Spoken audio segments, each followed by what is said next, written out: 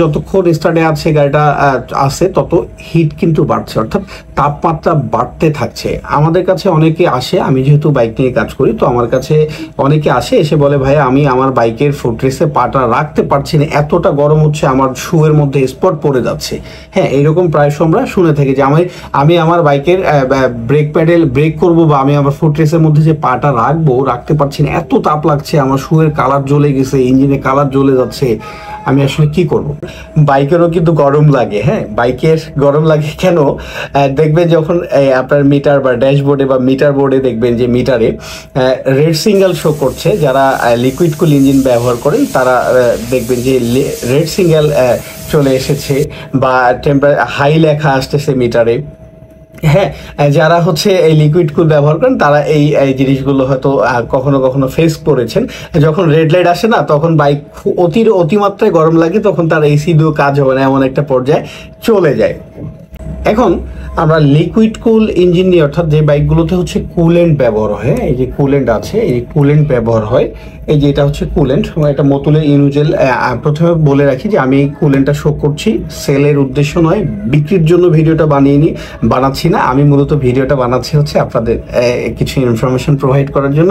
কারণ আমি আসলে আবারও বলছি, আমি বাইক ভালোবাসি, আমি বাইকের টুকিটাকি বিষয়গুলো আপনাদের কাছে শেয়ার করতে চাই। কারণ দীর্ঘ বছরের অভিজ্ঞতা যদি বসায় রেখে জং ধরে নষ্ট করে ফেলি তাহলে তো হলো না। যে অভিজ্ঞতাটা আছে সেটা আপনাদের মাঝে ছড়াই দিতে চাই, যাতে করে আপনারা উপকৃত হন এবং আমি এই হচ্ছে কি ইনফরমেশনগুলো দিয়ে নিজে তৃপ্তি পাই। তো এই যে মতুলের যে ইনুজেল আছে, কুলেন্ট আছে, তো কুলেন্ট আসলে কেন বাইকে ব্যবহার করা হয়েছে, অর্থাৎ কেন ব্যবহার করা হচ্ছে, এই প্রশ্নের অ্যান্সার এরকম হচ্ছে যে বাইকের তাপমাত্রাটাকে নিয়ন্ত্রণ করার জন্য কুলেন্ট ব্যবহার করা হয়েছে।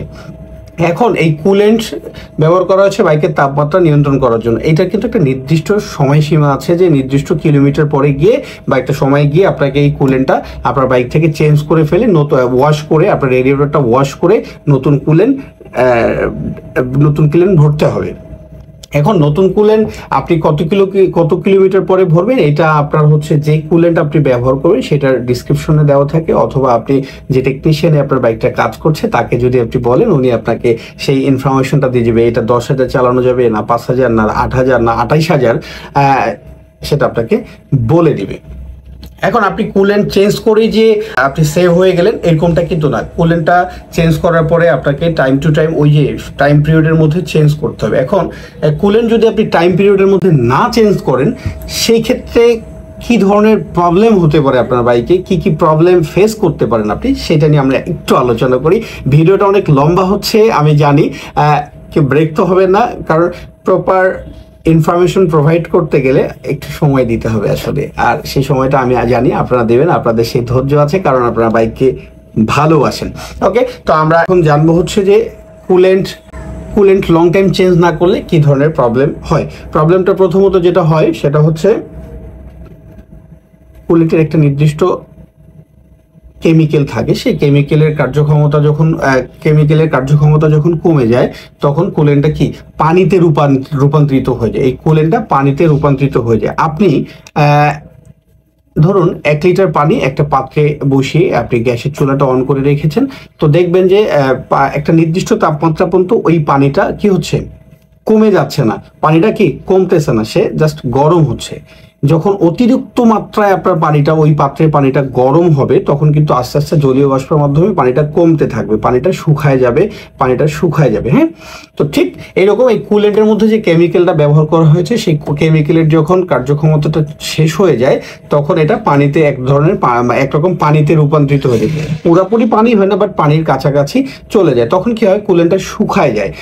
আপনি শুনবেন যে গাড়িতে কুলেন্ট নাই, কুলেন্ট কমে গেছে, শুকায় গেছে। হ্যাঁ, যখন এটা এক্সপায়ার হয়ে যায় তখন এটা শুকায় যায়। এই যে শুকায় যাওয়ার ফলে ওয়াটার পাম্প বলে একটা পাম্প থাকে আপনার বাইকে, এই কুলেন্টটাকে এই পাম্পের মাধ্যমে কুলেন্টটাকে ঘোরে। প্রথমত হচ্ছে হেডের চারপাশে যে সারফেসটা থাকে কুলেন্ট যাওয়া আসার করার জন্য, হেডটাকে কুল করার জন্য, সেই জায়গাটায় এই পাম্পটা কাজ করে। এখন পাম্পটা কাজ করতে গেলে অবশ্যই কুলেন্ট তো লিকুইড, এটা যদি শুধু পাম্প থাকে তাহলে কুলেন্টটা লিক করতে পারে, সেই জন্য কি হয়, ওয়াটার সিল ব্যবহার করেছে কোম্পানি।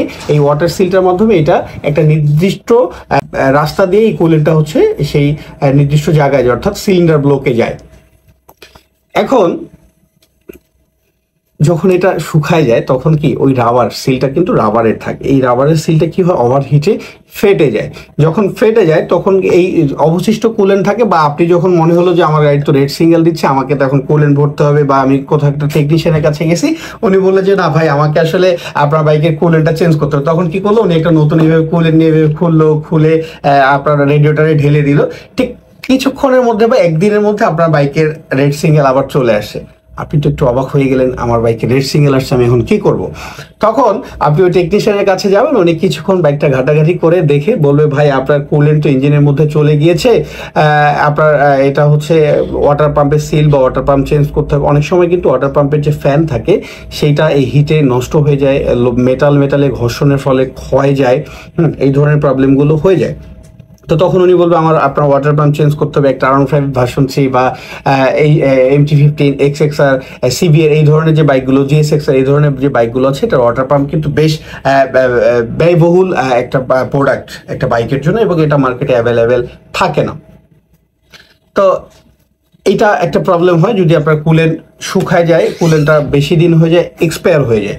পাশাপাশি কুলেন্ট কমে গেলে বা এক্সপায়ার হয়ে গেলে আপনার হেড যে গ্যাসকিট থাকে, হেডটা যেন লিক না করে ও প্রপার কাজ করে, সেই জায়গাটায় সিলিন্ডার হেডে একটা গ্যাসকিট থাকে। সেই গ্যাসকিটটা ওভারহিট যখন হয়, আপনি ধরেন একটা টিন প্রচন্ড হিটের উপরে রেখেছেন, একটা পর্যায়ে সেটা পুড়ে যাবে, লাল হওয়ার পরে পুড়ে যাবে। তো ওই রকম ওই মেটালটাও, ওই গ্যাসকিটটাও কি হয়, পুড়ে যায়।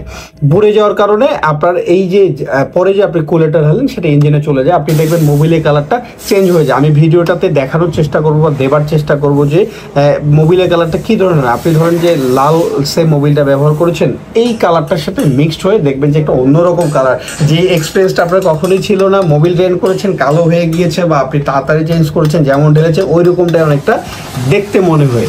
কিন্তু যখনই ইঞ্জিনের ভিতরে কুলেন্ট চলে যাবে তখন এর কালারটা চেঞ্জ হয়ে যাবে। ওকে, আর কুলেন্ট ইঞ্জিনে গেলে কি কি ধরনের আরো প্রবলেম হয় সেটা হচ্ছে আপনার বেয়ারিংগুলো ক্ষতিগ্রস্ত হতে পারে, আপনার সিলিন্ডার পিস্টন ক্ষতিগ্রস্ত হতে পারে। যেহেতু এটা একটা পানি, সেক্ষেত্রে আপনি ইঞ্জিনের হ্রাস পড়তে পারে, আপনি যদি দেরিতে বুঝেন সেক্ষেত্রে হ্রাস পড়তে পারে। এটা তো একটা গেল।